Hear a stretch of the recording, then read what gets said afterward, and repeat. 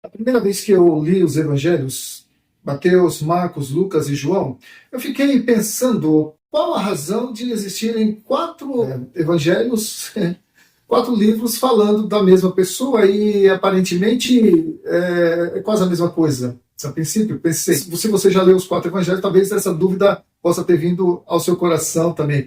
Mas, pesquisando melhor as escrituras e crescendo mais na fé, enfim, aprendendo melhor as coisas de Deus, eu fui percebendo que havia uma razão muito interessante para existirem quatro evangelhos, apesar de que, como diz o apóstolo João, muitos outros escritos, confirmados pela história, foram efetuados a respeito da vida de Jesus, mas que não foram inclusos no cânon das Escrituras, ou no cânon do Novo Testamento. Tá? Depois tem toda uma, como é que fala, um desdobramento nessa questão, mas eu só quero explicar por que os quatro evangelhos de Mateus, Marcos, Lucas e João, os únicos que foram aceitos para serem incorporados nas Escrituras Sagradas, e a peculiaridade entre cada um deles e por que quatro. Vamos conferir juntos? Vamos lá.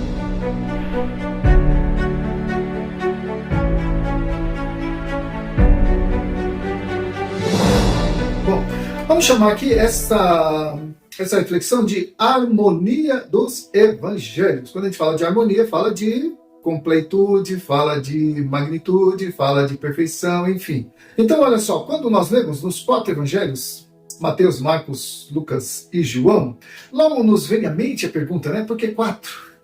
Um só não seria suficiente? A grosso modo seria, mas nós vamos entender por que foram necessários os quatro. De fato, amados, essa pergunta é até bastante honesta, E por isso mesmo nós devemos ler os quatro evangelhos. Pelo fato de serem quatro os biógrafos de Jesus, autorizados realmente a entrar para o cânon do Novo Testamento, das Escrituras. O Evangelho, então, por conta disso, ele vai desfrutar de maior legitimidade e maior credibilidade, ok? Então, olha só, é importante observar também, como eu falei antes, que muitos outros escritores ou seguidores de Jesus escreveram sobre ele, mas os escritos que entraram para o cânon do Novo Testamento foram esses, os quatro autores, cujos apenas dois foram discípulos diretos de Jesus, que foi o Mateus e o João.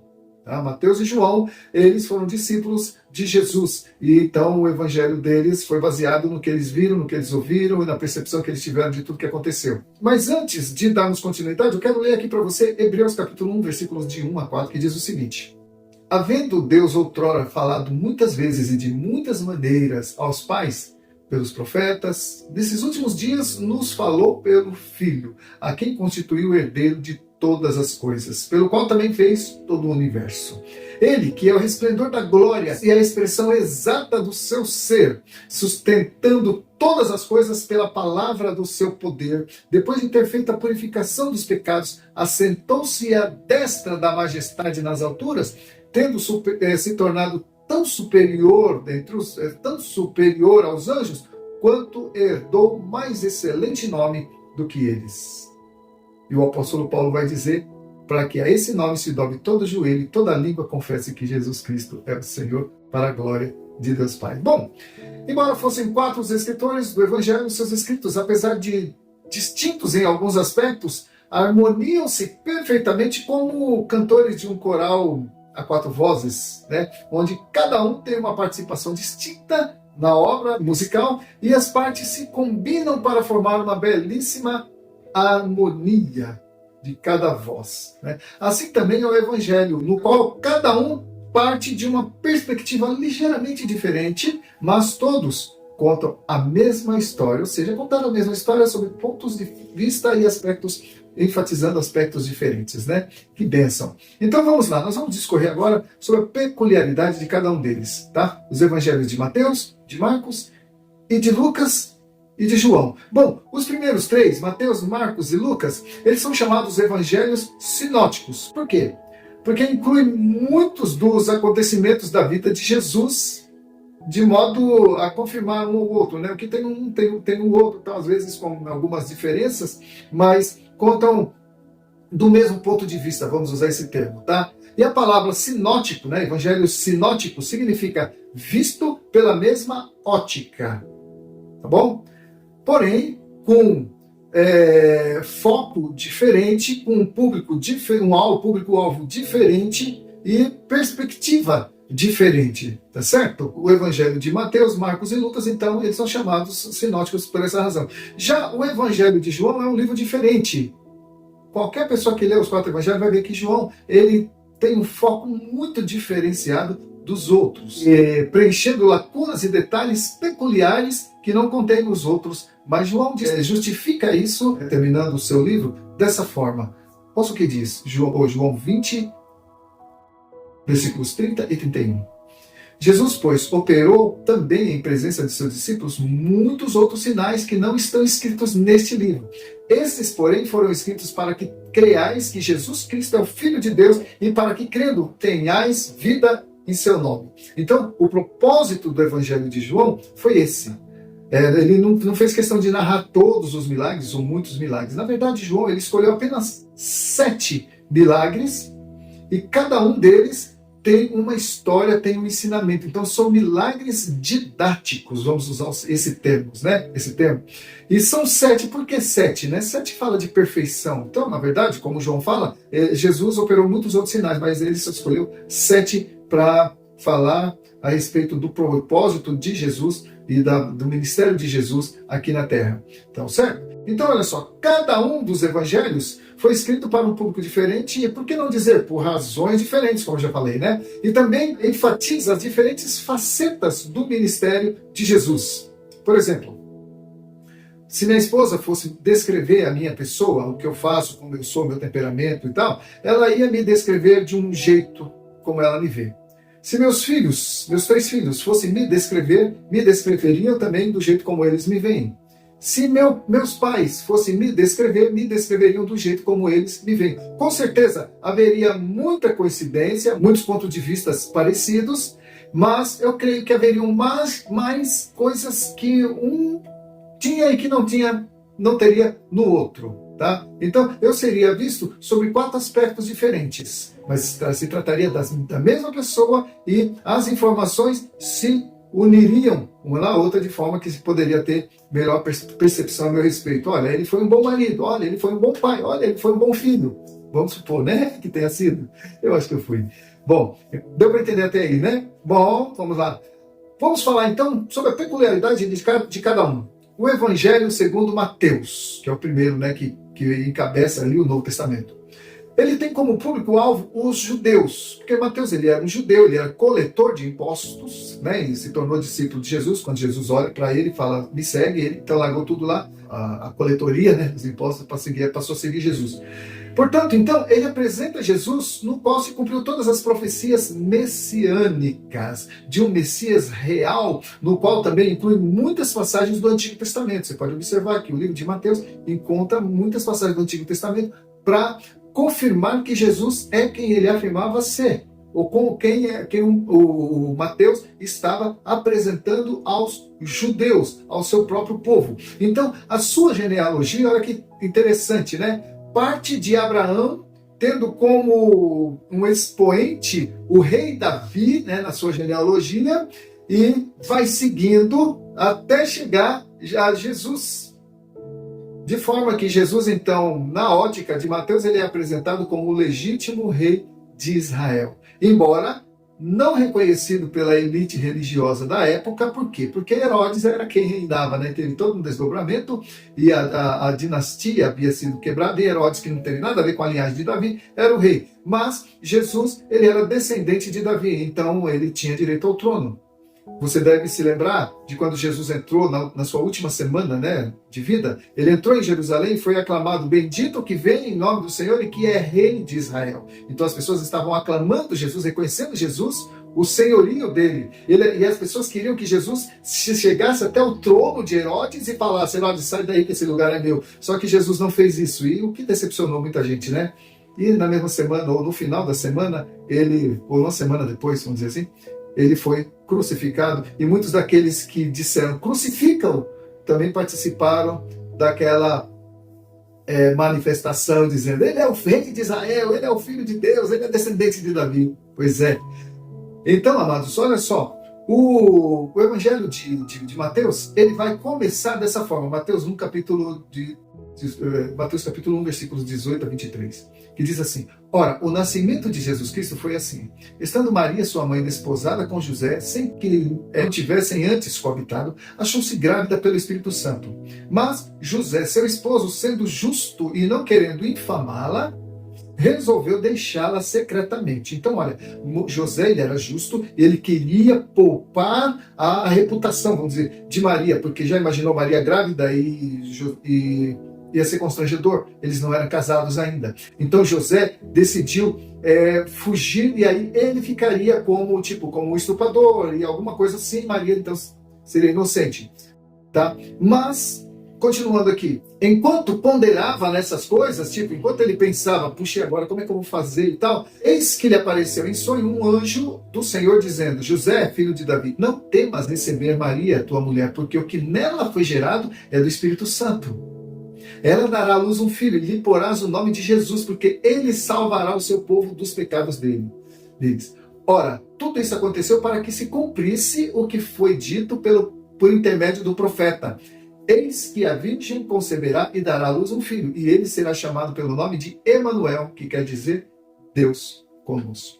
Então, você pode observar que há um foco de Mateus na pessoa de Jesus, ligando ele à descendência de Davi, ligando Jesus à descendência da dinastia, né, de Davi. Portanto, deveria ser rei de Israel, mas Herodes já estava ocupando o trono, né? Bom, aí nós vemos depois o Evangelho segundo Marcos.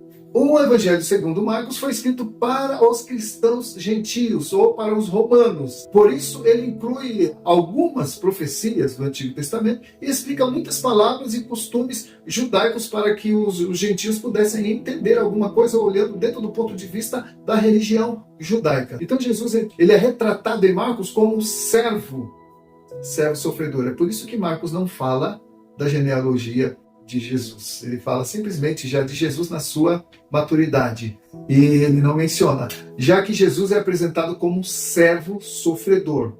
Outra curiosidade no Evangelho de Marcos é que ele não começa falando de Jesus, mas de João Batista. E só depois que ele vai falar de Jesus, quando Jesus então vai se encontrar com João no Rio Jordão para ser batizado. Ouça o que diz em Marcos, capítulo 1, versículos de 1 a 8, que diz assim: princípio do Evangelho de Jesus Cristo, Filho de Deus. Como está escrito nos profetas: eis que eu envio o meu anjo ante a tua face, o qual preparará o teu caminho diante de ti. Vós do que clama no deserto, preparai o caminho do Senhor, endireitai as suas veredas. Apareceu João batizando no deserto e pregando o batismo de arrependimento para a remissão de pecados. E todas as províncias da Judéia e os de Jerusalém iam ter com ele, e todos eram batizados por ele do Rio Jordão, confessando seus pecados. Estamos falando de João ainda. E João andava vestido de pelos de camelos e com um cinto de couro em redor dos seus ombros, e comia gafanhotos e mel silvestre. E pregava, dizendo: após mim vem aquele, agora já começa a falar de Jesus, após mim vem aquele que é mais forte do que eu, do qual não sou digno de desatar a correia das alpacas, das sandálias. Eu, em verdade, vos batizo com água, ele, porém, vos batizará com o Espírito Santo e com fogo. E aconteceu naqueles dias que Jesus, tendo ido a Nazaré, da Galiléia, foi batizado por João no Jordão. E aí, então, o foco agora vai ser em Jesus, o restante dos escritos de Marcos, né? Observamos então, amado, que o João Batista protagoniza o relato inicial e Jesus só é mencionado a partir do versículo 7. Naturalmente, João Marcos tinha suas razões para expor o evangelho assim, visto que ele não era um dos 12, né, um dos 12 discípulos, ele era discípulo provavelmente de Pedro, porque tudo que Marcos escreveu foram relatados por Pedro, o apóstolo de Jesus, né, que andava com Jesus, tá? Então ele teve essas fontes de informação através de Pedro, um dos apóstolos. E o livro de Marcos, então, ele é o mais condensado de todos, porque ele vai apresentar Jesus como um servo sofredor, aquele que se identifica com o mais deplorável dos homens, o menos importante da cadeia hierárquica. Ele não era apenas o servo, ele era o servo sofredor. E o Evangelho de Lucas, ele também foi escrito para os gentios. Lucas, ele não era judeu, ele era um médico romano, provavelmente, e por não ter sido um dos 12, tem uma coisa interessante em Lucas. Ele escreveu de uma forma metódica sobre a vida e ministério de Jesus, amparada em testemunhos minuciosos e investigações muito apuradas acerca de Jesus, o que o possibilitou a incluir detalhes da infância de Jesus, detalhes que não constam em outros livros. Por quê? Porque Lucas, ele escreveu para Teófilo, mas esse livro entrou para o cânon do Novo Testamento, que Deus assim o quis.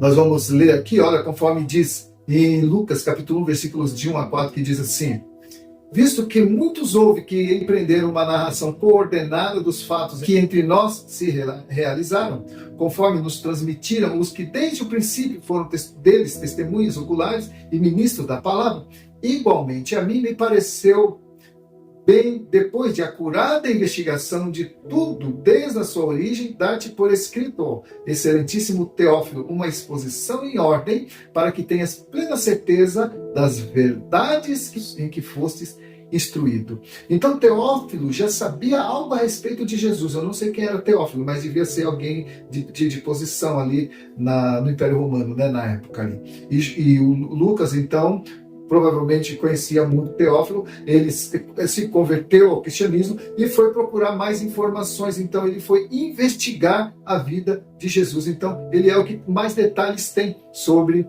a vida de Jesus, porque mesmo não tendo sido um apóstolo, mas ele investigou. Então, uma das características muito importantes do Evangelho de Lucas é que ele enfatiza a humanidade plena de Jesus. Isso é interessante demais. Assumindo a identidade humana em todos os seus aspectos. Neste Evangelho, Jesus é apresentado como Filho do Homem, o que justifica perfeitamente a sua genealogia, que chega até Adão. Olha, o Mateus, ele vai falar da genealogia de Jesus a partir de Abraão. Marcos não vai falar da genealogia de Jesus. João também não vai falar da genealogia de Jesus, mas João tem um fato interessante que depois eu quero discorrer com você, apresentar para você. E Lucas, então, ele vai falar da genealogia de Jesus até Adão. O único dos evangelhos que traça essa genealogia, dizendo que Jesus era o filho do homem, né? Descendente de Adão. É isso, né? Muito bem. E o evangelho de João, o último dos evangelhos, o quarto evangelho de João, bom, pela própria forma como ele começa, o evangelho segundo João enfatiza Jesus como o Filho de Deus. João aborda mais o que Jesus diz sobre si mesmo do que nos outros evangelhos. Veja como começa o evangelho de João, em João capítulo 1, versículos de 1 a 5. Olha só, que interessante. No princípio era o Verbo, e o Verbo estava com Deus, e o Verbo era Deus. Ele estava no princípio com Deus. Todas as coisas foram feitas por intermédio dele, e sem ele, nada do que foi feito se fez. A vida estava nele, e a vida era a luz dos homens. A luz resplandece nas trevas, e as trevas não prevaleceram contra ela. Está falando de quem? De Deus? De Jesus? Pois é. De Jesus, o Deus encarnado na pessoa de Jesus. Essa seria a melhor explicação para isso. Conclusão. Assim como o resto das Escrituras, os 4 evangelhos são um belo testemunho da revelação de Deus ao homem na pessoa de Jesus, usando um cobrador de impostos, que foi Mateus, né? E usando também um judeu inexperiente, com a reputação assim de desistir facilmente das coisas, né? Que ele andou com Paulo, depois desistiu de Paulo e passou a seguir Pedro depois, me parece, né? Chamado Marcos. E um médico romano chamado Lucas. E também um pescador judeu chamado João, que também foi um dos discípulos, né? Todos esses 4 escrevendo e descrevendo harmoniosamente a vida de Jesus. O que nos leva a concluir, amado, que sem a intervenção de Deus, de forma alguma eles poderiam ter escrito a história de Jesus incrivelmente precisas e harmoniosas. A história, A profecia e os detalhes pessoais trabalham todos juntos para compor uma imagem extremamente precisa de Jesus, o Messias, o Rei, o servo sofredor e o Filho de Deus. Para encerrar, em 2 Timóteo, nós vamos ver aqui, 2 Timóteo capítulo 3, versículos 16 e 17, e o apóstolo Paulo, que até agora não tinha sido mencionado, ele não foi um dos discípulos, pelo contrário, foi um perseguidor da igreja, depois se converteu, mas olha o que ele diz. Toda a escritura é inspirada por Deus e útil para o ensino, para a repreensão e a correção, para a educação na justiça, a fim de que o homem de Deus seja perfeito e perfeitamente habilitado para toda boa obra. Então, é isso. Resumindo, os 4 evangelhos vão mostrar 4 facetas da pessoa de Jesus. Que coisa interessante, né? Como se Jesus estivesse sendo visto sob 4 aspectos diferentes. E como ele é apresentado nos evangelhos. Mateus, Jesus é o rei de Israel. Né? Mateus apresenta Jesus como o rei de Israel. Marcos apresenta Jesus como o servo sofredor. Lucas apresenta Jesus como o filho do homem. E João apresenta Jesus como filho de Deus. E é isso, amados.